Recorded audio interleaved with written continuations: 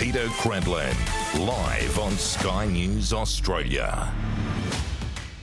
Good evening, welcome to the show. Chris Kenny, that was an interesting interview there with Alexander Downer. Incredibly strong words from Australia's longest serving foreign minister. Of course, this decision by Penny Wong on Palestinian statehood going around the world and to Australia's detriment. Here's what's coming up tonight on the show. The PM unveils his grand plan ostensibly to boost manufacturing and bolster national security, but remove all the platitudes and this looks like nothing more than Labor subsidising renewables. Of course, that's what's hurting the ability of manufacturers to pay their bills. Calls today from the Australian medical experts to heed the UK's landmark review in agenda medicine and children. But a brave guest tonight, expert child and adolescent psychiatrist Dr. Jillian Spencer. Well, she's been silenced for daring to speak out. She says it's past time for Australia to protect our children. Plus, you want to know why rents are high and mortgages are unaffordable. Despite all the talk, our new housing stock has sunk to an 11-year low as the PM continues with record immigration. And a powerful speech last night from Peter Dutton, reiterated again today, calling out Labor's duplicity when it comes to Israel. We've got a Prime Minister who's trying to tell the Jewish community one thing and the Muslim community something different. The problem for the Prime Minister is that people can see that he's weak and he's walking both sides of the street, and he's now got a Foreign Minister who has damaged our international reputation. But this is the most significant misstep by a Foreign Minister in our country's recent history.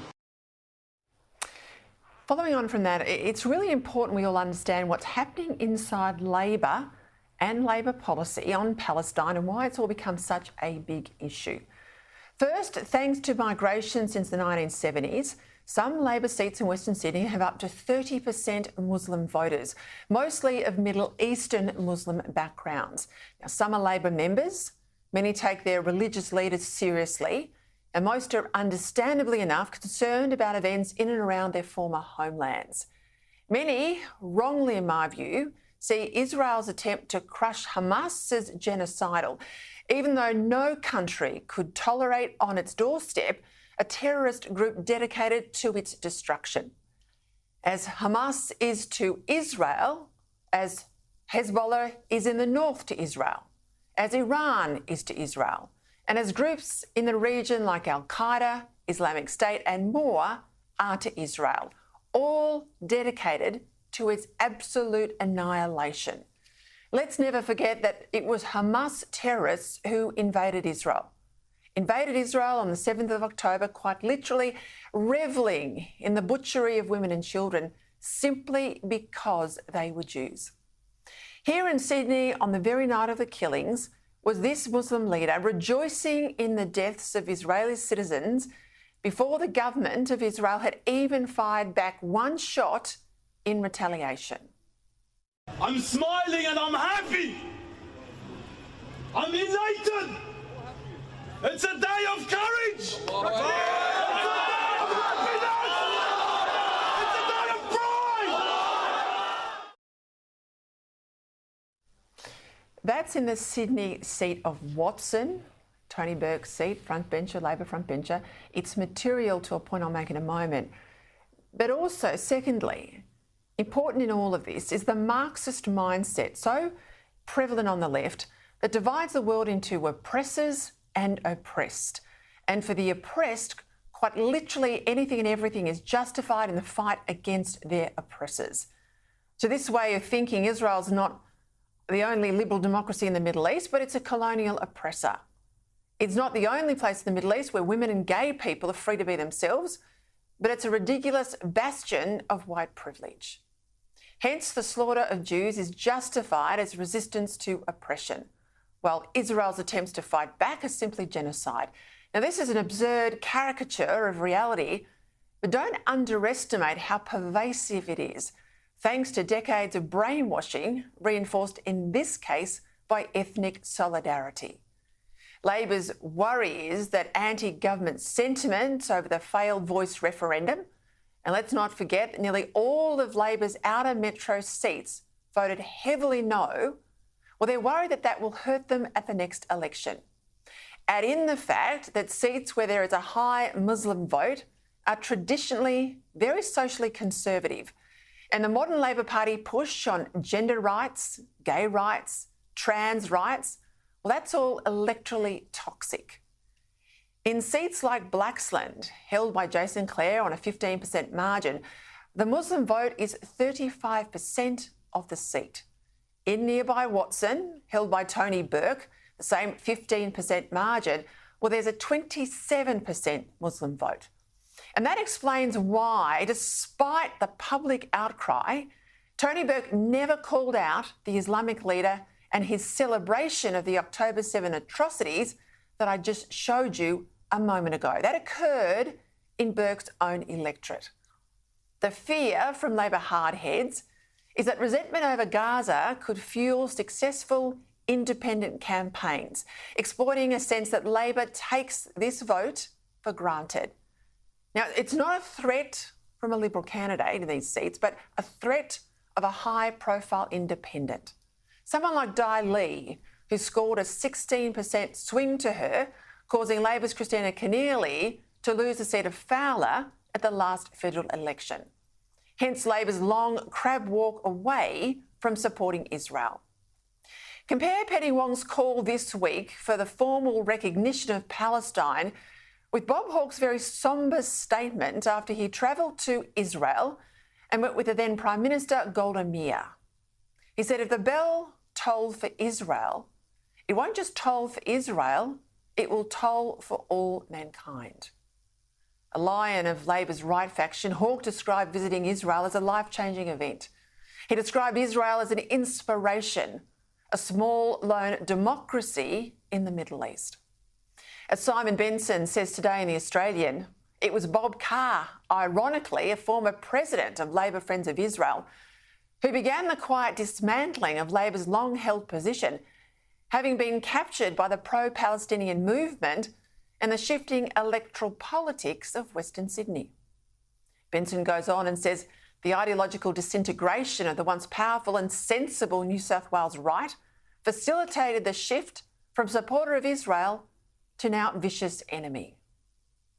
Make no mistake, massive global forces are building to try and stymie Israel's campaign and allow Hamas to survive, not only to fight again, but to claim a massive propaganda victory. Now, this cannot be allowed to succeed, lest the Jewish people face the real prospect of a second Holocaust. And the rest of us in the West, we face a cultural annihilation of our own.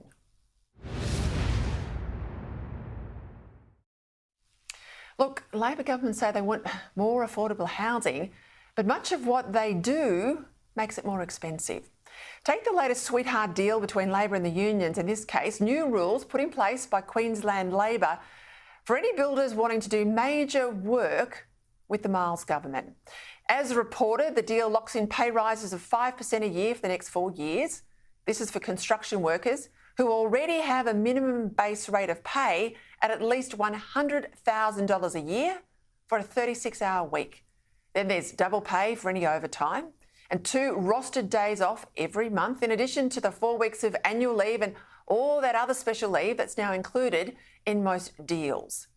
Then there's a distant construction site allowance. Well, that's $1,000 a week if you work on a project 50 kilometres or more from your employer's address.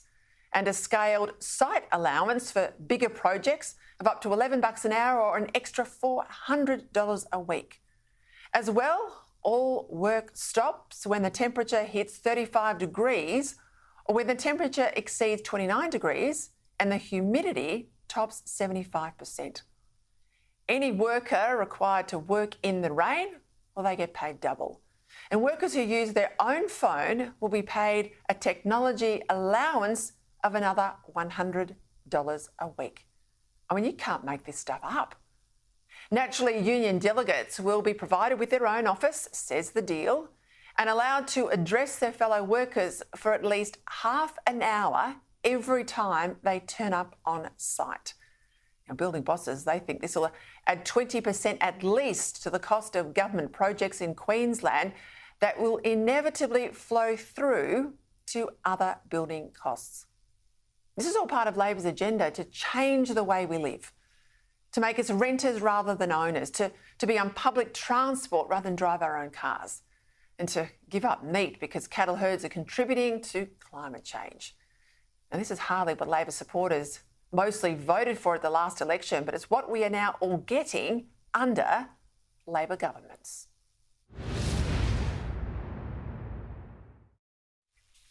All right, let's get the headlines now. Sky News political reporter Olivia Casely. Good evening. Amid reports of internal unrest within Labor caucus over the government's migration bill, a letter's emerged providing proof of that sentiment within the broader membership. The snap shake-up to the Migration Act, an attempt to get ahead of further High Court challenges, which could see more detainees released into the community. The Coalition and Greens teaming up to delay its passage and allow for proper scrutiny. But now it's driving a wedge among the Labor membership. We now see that Claire O'Neill is putting forward urgent legislation into the Parliament. It's splitting the Labor Party. Labor for Refugees say the proposed change is an example of lawmaking on the run and will do more harm than good. They're calling on the government to articulate why the changes are necessary. The letter, revealed by Sky News, makes these critiques. We are not confident that we have found all the flaws in the bill, but we are aware of many. The Law Council of Australia has raised serious rule of law and human rights concerns around consultation and transparency being lacking, lawmaking being rushed, and its apparent use to preempt a High Court ruling. We share these concerns. In some respects, the proposed legislation would appear to be in breach of the ALP National Platform 2023. We've already seen Labor senators criticise the legislation. Now that's just being followed up by other parts of the Labor Party. There's some countries, but not others, that you can't bring people to Australia, that they won't issue visas, that they might issue visas in certain circumstances. It's a dog's breakfast. The Prime Minister has leapt to the defence of his Foreign Minister after opposition leader Peter Dutton launched a scathing attack of Penny Wong after she suggested recognising Palestine ahead of a two-state solution. Like-minded countries, we have all had discussions about a two-state solution and how that can be advanced, because we want to see peace and security in the region. That is a pretty sensible proposition. Anthony Albanese has announced a big funding boost for key industries such as clean energy, critical minerals and batteries. The Prime Minister says a cash injection is needed or else we'll be left behind in the race for global investment. The policy will be branded the Future Made in Australia Act and will help build a sovereign industrial base by capitalising on our natural resources. Now here in Australia we have massive advantages under the ground with our resources, but also in the sky with our solar resources. That will enable us to develop a green hydrogen industry, for example. Plenty to get into, isn't there? All those headlines and more. I'm joined now by media writer for The Australian, Sophie Ellsworth. And out of Darwin tonight, Deputy Executive Director for the Institute of Public Affairs, Daniel Wild. Well, welcome to you both. Dan, I want to start with you. This confidential 10-page document that's been found inside a secure area at Melbourne's Royal Children's Hospital. It's a $7 million wish list of medicines and medical equipment. A lot of the demands are written in Arabic, that this list be provided to the Palestinian Ministry of Health. Now, the Executive Council of Australian Jewry says the very existence of this document raises serious questions, given it was found in a location not accessible to the public. What do you make of this? Well, Peter, we've just had the Easter period and the Good Friday appeal in Victoria, where, as usual, Victorians dug deep and gave over $20 million in donations to the Royal Children's Hospital in Melbourne. And they would expect that money and the services of the hospital are going towards sick children who are in need, rather than the hospital, or at least a component of the hospital, engaging in some kind of political actions. In the reporting that I read on this, Peter, what concerned me the most was references to rival factions within the hospital. And I can't for the life of me understand, why does a hospital in Australia have rival factions within it when it should have one purpose and one purpose only, and that is to help sick people, and in this case, sick children who are in need. And I think, and I'm concerned, that it's just another example of how a once trusted and revered institution risks going down the same path of becoming politicised rather than focusing on its core mission. It is a real worry because Melburnians take the Royal Children's Hospital to their hearts, Victorians do. Huge amount of money is raised and that wish list turns up just after a multi-million-dollar appeal, which we have on Good Friday. Let's go to the politics inside Labor because this Palestinian call for statehood by Penny Wong is causing a lot of division. Now, there are party power brokers who fear they've got to pander to Muslim populations, particularly in Western Sydney. They're worried about high-profile independence. But not all within Labor are happy. Have a listen. To say that, the Palestinian Authority is ready for recognition as a state at this point in time is ludicrous. Now, that's a strong denial of the Wong position. This is, of course, Mike Kelly, former frontbencher inside Labor. And he makes a point too. If Australia goes down this path unilaterally, Sophie, it puts it at odds with a lot of our senior allies like the UK, like the US. Well, it does, Peter, and you outlined that in your column in The Australian today. This is really concerning that she's taken such a strong stance, particularly after what we saw, with those people, volunteers over working there, distributing aid and so forth. This is really concerning. And as Alexander Downer just pointed out on Chris Kenny's program, it's particularly concerning given the timing of what has just happened. So this is causing, I think, the government a lot of problems because she's come out extremely strong on this and it is at odds with a lot of our allies. It's also about the Green vote, isn't it, Dan? Because Labor's shifting to the left. They're worried about the Green vote rather than shift to the centre and get back that hawk sort of audience that they used to have, indeed the audience that Kevin Rudd won with so handsomely in 2007. They're trying to out-green the Greens. And this is, I think, a real worry for our country and foreign policy, of course. There's also talk of Muslim-badged candidates, these websites we heard about earlier in the week, that are really trying to target MPs to push a Arab-Muslim point of view politically. That's right, Peter. I mean, there's a lot of concerning aspects to this, as you pointed out in the monologue. And reported today, you've got over a third of voters in certain seats like Blaxland who are Muslim or have a Muslim background, and that number's 20 or 25% in a number of Labor seats. And look, to me, this gets to a bigger issue, which is the massive failure of our migration program over many years. I'm encouraged by the fact that our nation is finally having debate over the size of the program, and I know that Claire O'Neill has said that they're going to halve the size of the program as this government. Now, I'm not holding my breath, but I'm happy to see that there's a debate about that. But there's also what's happening to our values, and it is clear that for a number of years there is a significant and growing minority of those who are coming to our country who simply do not share mainstream Australian values. There are enclaves within certain communities who do not share Australian values, and we have had a failure of political leadership to encourage those not to have a multiculturalism, identity politics, separatism approach, which is what has happened, but to have an integration approach where, yes, you can hold on to your home culture and practice your religion, but Australia should not be the dumping ground for the world's problems. And unfortunately, we're seeing too much religious and sectarian conflict coming to our country, and this is becoming an urgent problem. Well, I think it was 15 years ago now, my old boss Tony Abbott said, come to Australia, sure, we welcome you, we love migrants, we're a migrant nation, but join Team Australia when you're here. The left hated it, but this is all being brought out right now. Let's go to the housing stats because this is also relevant to migration.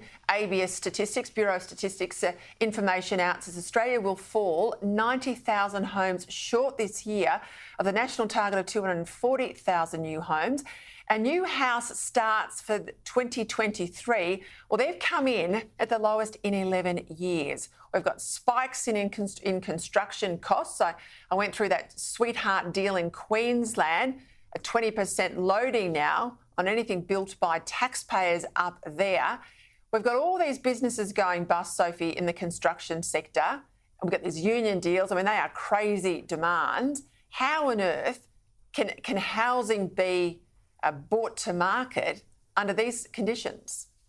Well, to be frank, Peter, it's pretty tough. I did hear the Prime Minister speaking on radio in Brisbane today about this, basically saying he's supportive of construction. It sounds all very good, but it's problematic when these costs keep soaring, and it shows how powerful the unions are. I mean, I was reading on certain public holidays, they get 300%, bonus on top of their income. I mean, that's a huge incentive to work on those days. And when the costs keep soaring, they also have to spread out these costs. So it takes longer to build in some cases because they have to be able to afford it. So this impacts also how many new homes we're getting. So it's really it will have such a big impact and be so widespread. Daniel, while, and of course, the government says we're winding back, record migration. We've got the message. They have used it to avoid a technical recession. I mean, it's been a very deliberate strategy by the government. People are in pain at a per capita level, but it's all covered and papered over the cracks since they were elected. But how on earth can you be behind in a target as they are? So Australians are not getting the homes they need, but still, despite the rhetoric, despite saying they're sliding back on these migration numbers, still absolutely ramping in record levels of migration.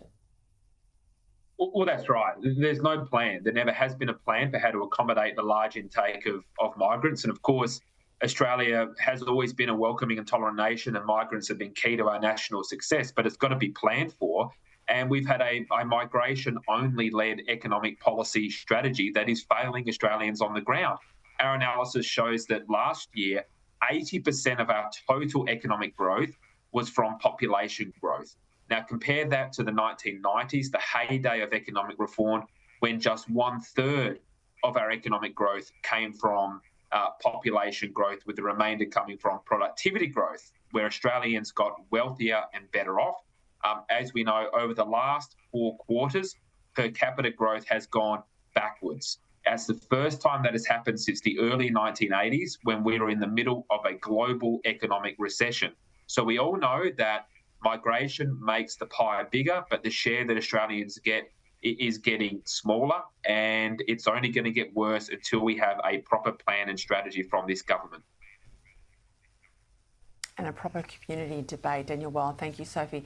As always, great to have your company. Let's go now to this big speech from the Prime Minister today.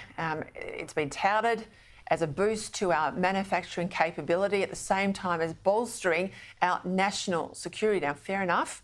We know that the ability to manufacture things domestically at competitive prices is not just good for prosperity, but shores up our ability to defend ourselves. However, what the PM delivered today was just another iteration of Labor's green agenda, pushing for further market interventions when it comes to green energy, modelling everything off President Biden's Inflation Reduction Act. Joining me now to discuss the ins and outs of the detail, Environment Editor for The Australian, Graham Lloyd. Well, there's a litany of problems here in all of this, but I mean, what irks me in this speech, and they upsell it, they brief it into the papers this morning, a great manufacturing solution, is this constant line we get from the Prime Minister.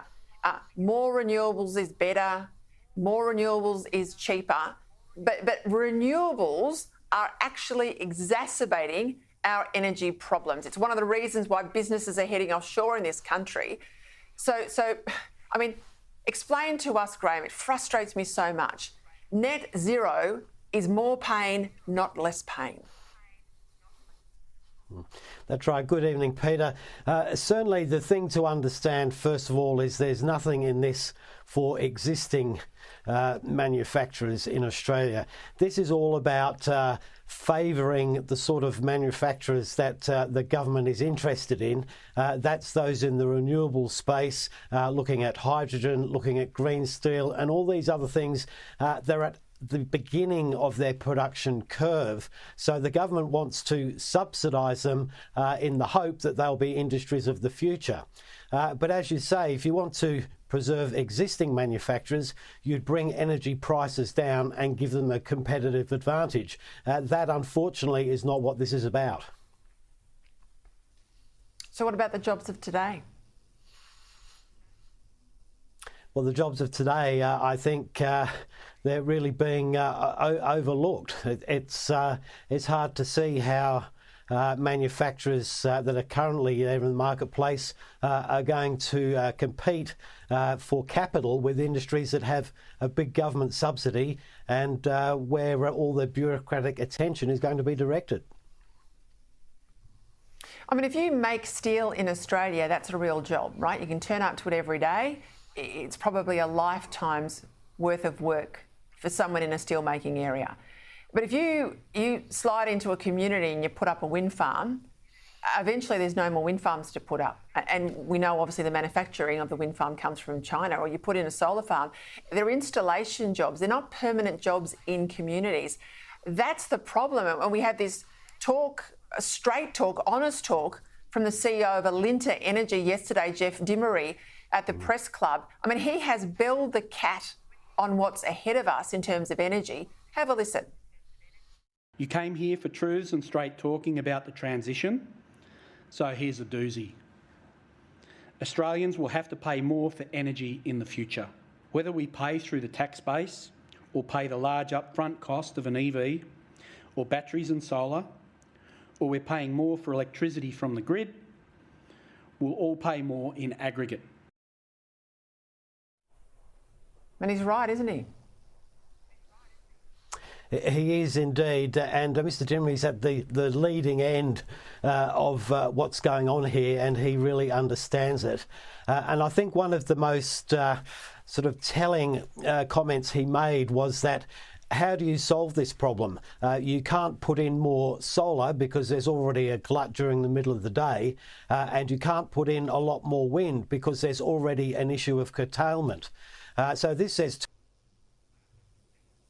subsidies from the government coming to underwrite the profitability of wind turbines that we know now may not be needed all the time. And there's still a shortfall of supply that we haven't really found an answer for.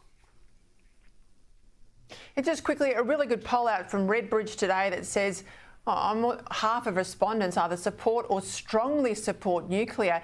Now, if you'd said to me we'd get a number like that even 5 years ago, I would have been, well, I would have needed a bit of convincing. But this is positive that Australians, at least, are not buying the Prime Minister's spin on nuclear. Well, this is the trend globally. I think people had dismissed nuclear out of hand, probably in response to Fukushima and other things. But over the last 5 years, there's been a reappraisal and there's a recognition that it does provide a lot of the services that are going to be required, and people obviously are willing to give it another look, and that's being reflected in Australia as well. Graham Lloyd, thank you as always. All right, after the break, I'll return to that landmark review in the UK into gender medicine and children with a brave Australian doctor who's risked her career to speak out about what's happening here in this country. Plus, a bit later, a growing block of Muslim votes in Western Sydney. Now, critics say it's changing policies inside Labor.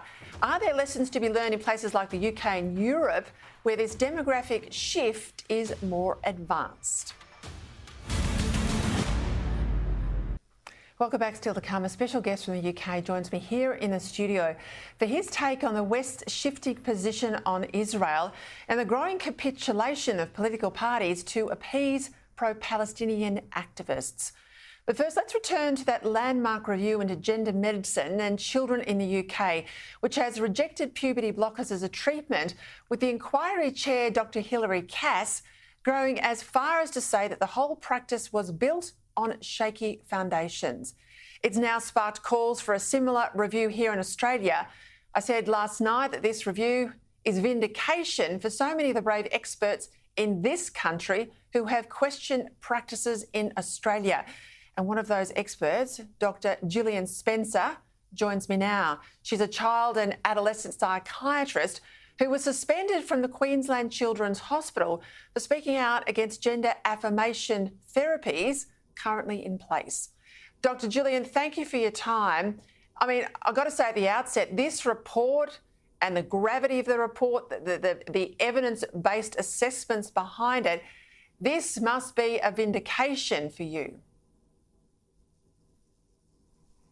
Yes, well, I'm hoping that it will help me to retain my medical registration, because at the moment I'm subject to two separate Office of the Health Ombudsman investigations related to gender, and then APRA have said that they will launch their investigation once the hospitals finish dealing with me. But I don't hold out much hope that the hospital will recognise that I haven't done anything wrong. And that's because over the last couple of years, it's been really disturbing to see how unwilling the hospital has been to acknowledge any of the concerns that I've raised about the gender clinic's model of care. And they've become increasingly hostile towards me. For example, most recently, they've suggested that I may be an unreasonable complainant because they say that I've been wasting their time because over the last 3 years, I've submitted 3 separate public interest disclosures, each on a separate aspect of gender affirming care that I believe is a danger to public health and a danger to people with disability. And I just want to point out that that's so ridiculous because I have a professional obligation to raise my concerns with the hospital when I see danger. So, yeah, so the hospital's continuing on with its shoot the messenger strategy. You know, I went through this last night, I'll say it again, the Cass review, I mean, she's an expert. She's looked at all of the previously published studies on hormone treatments in young people. She looked at 53 of them, in fact. It's all there in the documents. And out of the 53, she found that 52 of them were rated moderate or of low quality.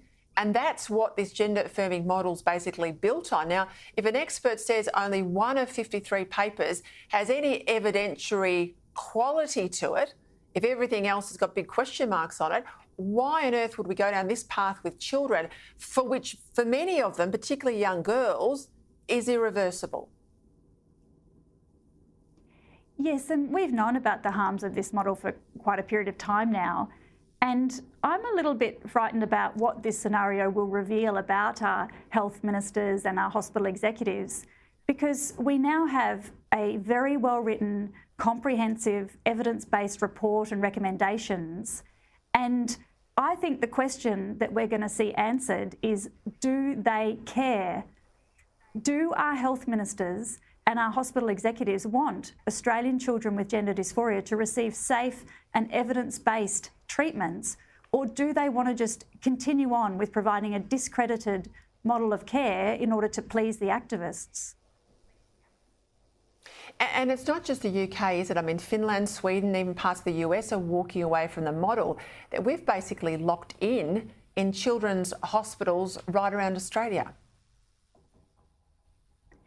Yes, all the Australian gender clinics are providing care according to the affirmation model, which is the model of care that the Cass Review has recommended be ceased. The gender clinics across Australia are all prescribing puberty blockers and cross-sex hormones at alarmingly high rates. And what the gender clinic clinicians always say is that they're conducting very careful assessments before they start the child on puberty blockers or cross-sex hormones. But what the Cass Review has acknowledged is that the gender clinic clinicians have no way of knowing which children will persist in their gender dysphoria into adulthood. And what we know is that the vast majority of children will recover naturally from their gender dysphoria. If they're not prescribed puberty blockers and cross-sex hormones, then they're allowed to go through adolescence. The National Association of Practising Psychiatrists this morning said that the Cass Review says and proves we must have an inquiry of this scale in Australia. Your reporter is saying, look, we don't need another inquiry. Let's just adopt the findings of the Cass Review now. Why risk more harm to children? Is that accurate? Have I got that right? Yes, I think we've got a fantastic opportunity to not waste time and money on repeating the Cass Review. As part of the Cass Review, they commissioned a number of independent, systematic reviews of the global research literature. So there's no reason for us to do that again. If we do want to have an inquiry, we maybe could have one into why it was that such poorly evidenced and harmful interventions were just rolled out to children across Australia, whether anyone needs to be held accountable for that and how we can prevent it occurring in the future, and maybe whether we need to set up a compensation scheme for all the children that have been harmed. We may need such an inquiry to come to terms with what's happened. There are professions such as mine that are elbow deep in this medical scandal, and the profession is in a complete state of disarray, and many of us are just haunted by the troubled and confused children that we saw the gender clinics just pop on to puberty blockers and cross-sex hormones and recommend for gender surgeries. Dr. Jillian Spencer, I know a lot of my audience mention you in emails to me, that they support your advocacy. Is there anything we can do other than raise this issue and raise awareness to support your moves to hold on to your registration? Oh, don't make me cry, Peter. No, I feel like I'm supported by the majority of the Australian public, and I want to thank them for that support. It's been remarkable, and I just hope, I know there's a lot of people out there who are similarly really shoulders to the wheel on this. So we'll all keep pushing together, and hopefully we can make a change. I tell you what, Jillian, if you had a troubled kid, you are exactly the sort of empathetic medico that you'd want the child to see. Good luck with your battle. I'll stay in touch. Thank you, Peter. Thank you for your time tonight. She's extraordinary, isn't she, after the break?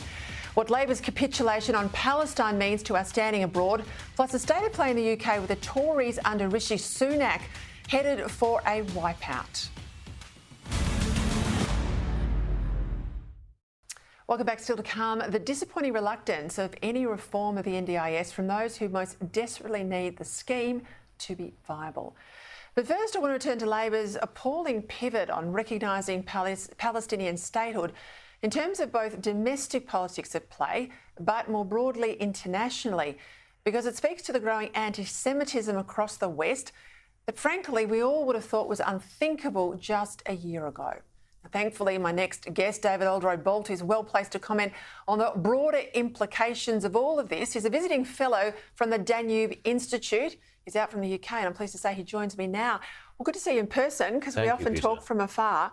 I bet you're as shocked as I think most good Australians are about what Penny Wong put on the table the other night in the speech about recognising Palestinian statehood. But the play out of that has an international component. I'd like your reaction, given none of our allies are in this position. But also, we'll get to the domestic politics of the Muslim vote. Give me a sense of it as a visitor from an ally like the UK. I think it's really terribly shocking that Senator Wong can think that this is in any way appropriate, given the continuing attack on the very existence of Israel from Hamas and from Hezbollah. How can this possibly be the way that an ally responds to an ally being under attack, to suggest that it is the attacker who needs more consideration, to suggest that it is the victim of the attack who in some way must accommodate itself to being attacked? I think that there is no doubt whatsoever that this has brought to light the obvious anti-Semitism of so much of the left. They don't really fundamentally accept Israel's right to exist, and they express that in such appallingly obvious ways now. I was in Sydney the other day on Sunday and saw this march, ironically next to a sign on a lamppost saying racism is not accepted here, of 500 people walking around shouting "from the river to the sea," which is a straightforward call for the genocide of the Israeli people and the extirpation of the state. And I find it a logical disjunct, or that the left is so anti-racist in so many ways, except this one, except when it counts, where an ally is under threat of its very existence. And let us be under no doubt that if Iran's proxies, Hezbollah and Hamas, get their way, they will wipe out every Jew in the Middle East. How is this possibly lining up with the compassionate and the anti-racist left? And how do we get to a position where we're literally thinking about rewarding terrorists with everything that they want? I mean, when we went after Islamic State all those years ago, they wanted a caliphate state. We fought against that as Western allies. Imagine if we'd had the same position back then, we would have given Islamic State exactly the land they wanted. Well, and as we've now given Afghanistan to the Taliban, and now women are being stoned again. So I find it really difficult to remain dispassionate on this issue, because I think there are certain issues of foreign policy where one must take a really strong and passionate line, and this is one for me. We must not give in to terrorism. So how do we get here? Because one of the things I look at the UK, and I've been visiting there for 25 plus years, you are the canary in the coal mine. Yeah. In terms, I think, of losing your culture in certain areas of London in particular, but Britain, on the back of migration. Migration is a good thing, but don't lose your culture and your values with it. we are concerned now in Australia with the growth of the Muslim vote in some seats and the risk that is distorting once sensible Labor foreign policy. I think how we got here is precisely as you outline, a great deal of migration, but also a policy of multiculturalism, which did not demand that those coming to the United Kingdom to make their lives conform themselves to our values, conform themselves to our way of living and our way of thinking about the world. We instead had a free-for-all and said you can come here and you can take advantage of all our amenities, of our labour market, of our freedom of speech and expression, and you can just do what you want. There was no demand from the political system. So no responsibility with the rights? None at all. There was no demand from the political system that people coming to Britain to make their lives actually became British. They became essentially sort of long-term tourists, using every amenity and every freedom for which Britons have fought and died over centuries for their own ends. And unfortunately, the Labour Party courted, and has courted for generations now, that very, shall we say, entrenched Muslim vote in parts of the Midlands and of the North, and certainly in Scotland. And I fear that it's led to a real fissure in the United Kingdom between those who have come, and I would say that the Sikhs and the Hindus who've come have very, very largely become British, and those who tend to be Islamic who've come and just see it as a convenient jumping-off point for better lives economically, and really do hold in contempt so much of what we have historically valued. Well, you've got a general election in the offing. I'm keen to get your sense. Are the Tories really headed for the wipeout everyone predicts? And what about Nigel Farage and the Reform Party? How are they in the mix? I think the Tories certainly deserve to be wiped out. They've had 14 years during which all of the problems we see now have been allowed to flourish. Wokeism, the appalling assault on young people through the trans movement and the mutilation of so many young women, the decline of Britain as a major power through lack of belief in itself.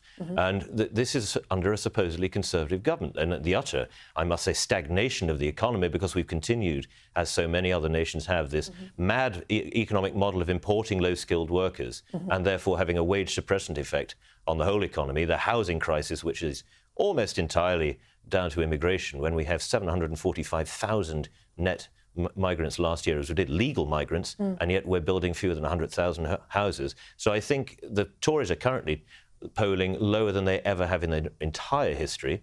They would have 150 seats. Farage? I think Mr Farage will play a good pressure role on the Conservative Party, as he's done throughout his entire career. My fear is that Reform will take votes from the Conservatives, and therefore there will be good Conservative MPs whose presence in Parliament after a defeat is necessary to have a true Conservative Party, who will be under threat. Goodness me, you could have been speaking about Australia there, I hasten to add, David Aldroy. But thank you for your time. Great to have your company. Isn't that a worry? All right, after the break, the reform of the NDIS, it looks almost impossible. Wait till I tell you what the opposition is on more substantive change. Welcome back. Time for the panel. Former Liberal MP Nicole Flint and Pauline Hanson's Chief of Staff, James Ashby.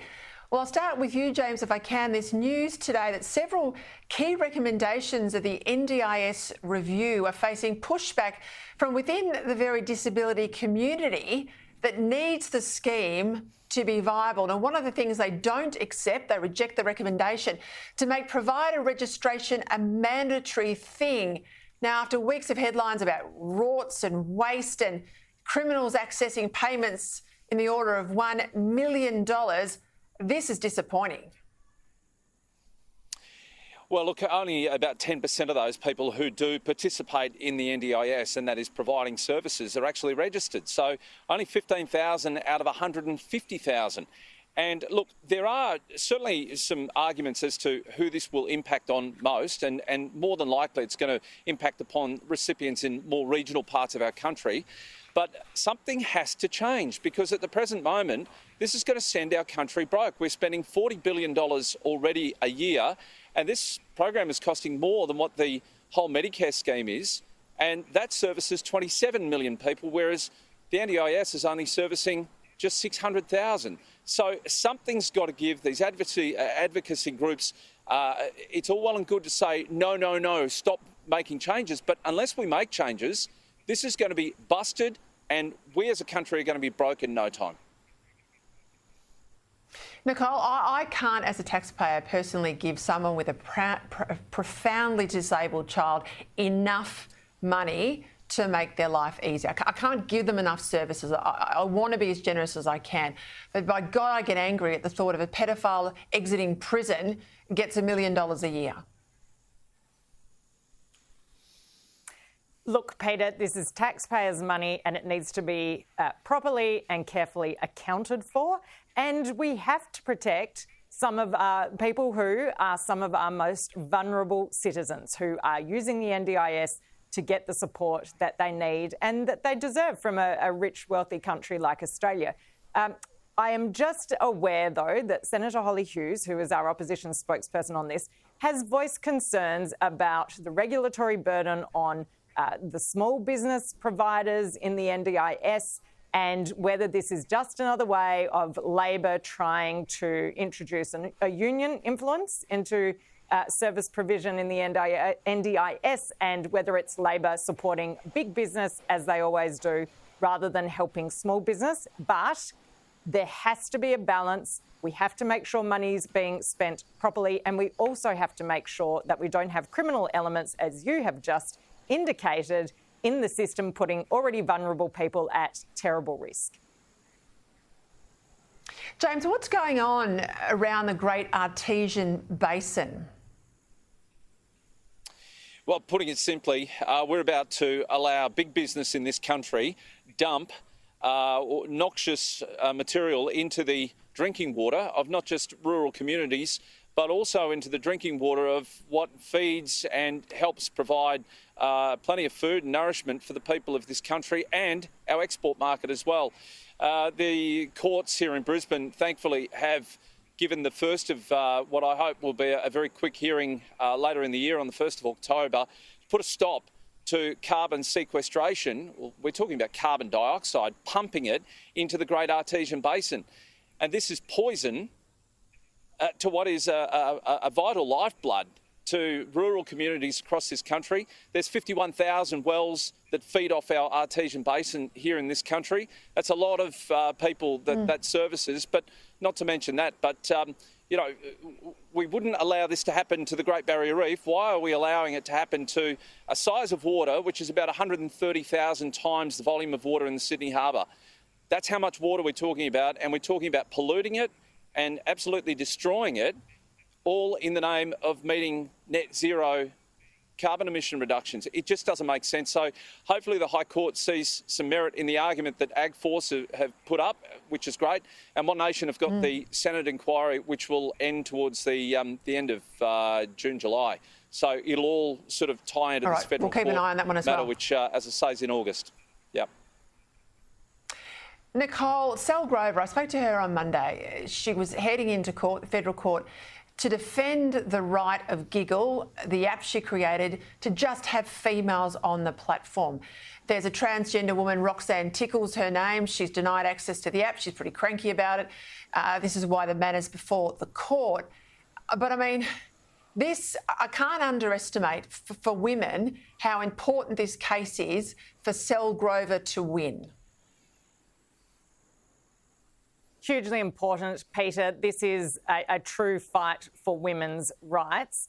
And let's just remind ourselves how we ended up in this mess where women's spaces are being threatened by people who are non-biological women, and business women like Sal are having to defend their right to run their business as they wish because she wanted a business for women only.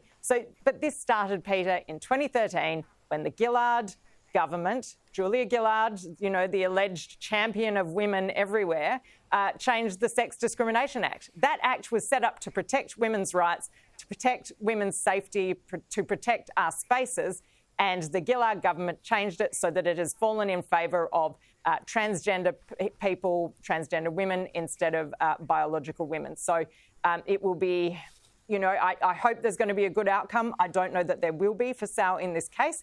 And if there isn't, we need to change the law. Women have a right to have female safe spaces and to be safe in those spaces. Yeah, and of course, I just mentioned she said to me the other day, if she loses the case, she's going to go all the way to the High Court. So if you can support her, viewers at home, please too. Hey, just quickly, James, what did you make of this union deal in Queensland, the construction that's going to hit the poor old taxpayer? But I mean, some of the extra pay loadings and special deals for workers, it's extraordinary. Oh, yeah, and this is why we've got these magnificent cost blowouts across every single government deal that has been done across Queensland. It's going to break this state, and unfortunately, the only winners are the CFMEU, the big unions. Watch out, Queensland. You'll end up like Victoria. I'll leave it there. Thank you both for your time. That's it for me. Back on Monday at 6. Of course, here's Andrew Bolt.